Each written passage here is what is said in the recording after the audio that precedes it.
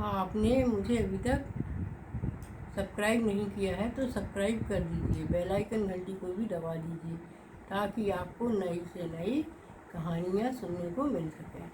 मैंने छोटे वीडियो भी बनाना शुरू किए हैं जिसमें कि ज्ञान ही ज्ञान है। आप सुनिए, आज मैं आपको बड़ी प्यारी कहानी सुना रही हूँ। रामपुरा गांव में एक बहुत ही गरीब परिवार रहता था। उनके यहाँ एक बेटी थी। बेटी तो बहुत सुंदर थी।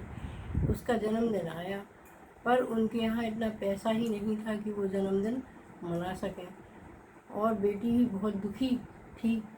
तभी सुबह सुबह उनकी दादी आ गई और दादी ने कहा कि भाई हम तो आज अपनी नातिन का जन्मदिन बड़े धूमधाम से मनाएंगे।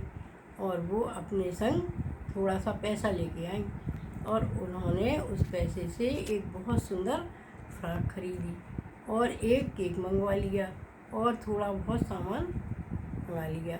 माँ ने भी उनकी सहेलियों को बुला लिया और झट से माँ ने थोड़ी सी भजिए भी बना लिए।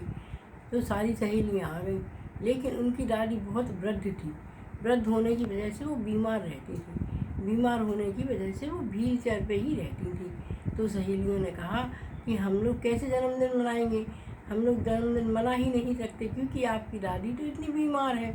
हम लोग इतना हल्ला करेंगे तो दादी को बड़ा ही दुख होगा और कष्ट भी होगा। उन्होंने कहा, दादी ने कहा, नहीं नहीं, मैं तो गांव से अपनी बेटी का जन्मदिन ही मनाने आई हूँ, इसलिए तुम सब लोग बड़े ही हंसी खुशी से जन्मदिन मनाओ। यह सुनकर रीता को बड़ा अच्छा लगा और वह अपनी सहेलियों से बोली कि नहीं, हम लोग तो आज धूमधाम से कम जन्मदिन मना ही लेते हैं। और सब सहेलियों ने झट से केक रखा और अच्छे थोड़ी सी कमरे की सजावट कर ली और उसमें रीता खड़ी हो गई और रीता ने केक काटा। दादी मम्मी सभी लोग आ गए, पापा भी आ गए। सब ने खूब ही एंजॉय किया और केक कटा और दादी बड़ी खुश थी। लड़कियों ने खूब डांस किया।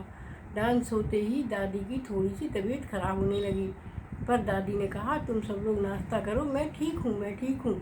और दादी भी बच्चों के संग नाश्ता करने लगी। तभी दादी की अचानक इतनी ज़्यादा तबीयत खराब हो गई कि वो बेहोश हो गई और जैसे ही वो बेहोश हुई तो सब लोग उनको लेके और अस्पताल के लिए जाने लगे। अस्पताल ले जाकर दादी को भर्ती करा दिया तो डॉक्टरों ने बताया कि इनको बहुत अधिक जो है हल्ला होने से इनका बीपी तो 250 से ऊपर हो गया है। इनको हमें तुरंत ही भर्ती करना पड़ेगा और दादी को इमरजेंसी वार्ड में भर्ती कर दिया गया। दादी वहाँ भर्ती रही तो सबको बड़ा ही दुख रहा।